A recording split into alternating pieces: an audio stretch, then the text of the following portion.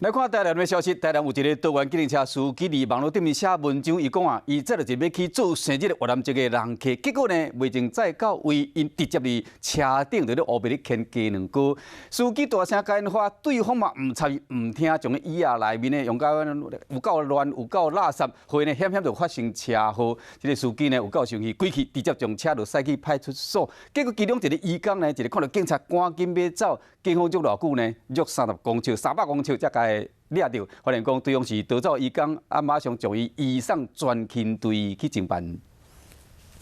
车后座红蛋鸡卵糕，内底红雾甲真乱。台南一个桃园客运车的司机伫咧网络顶铺文，讲家己载着要去庆祝生日的越南籍移工，个人上车了后，就开始伫咧耍吉鸡卵糕，安怎甲伊口控就是唔听。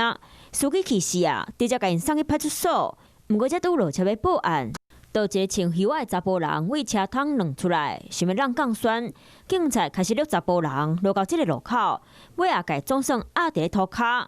甲伊铐起来了后，调查才发现伊是逃走的移工。经查系情况不明越南籍移工，依法移请移民专警队处置。最后，移工们自愿以赔偿司机现金6000元和解。涉案的移工愿意赔偿司机摒扫的费用，尾仔两边和解收场。啊，这位逃走的移工，互移送专勤队侦办，恐惊嘛，互伊疗伤未到，爱付出这么大的代价。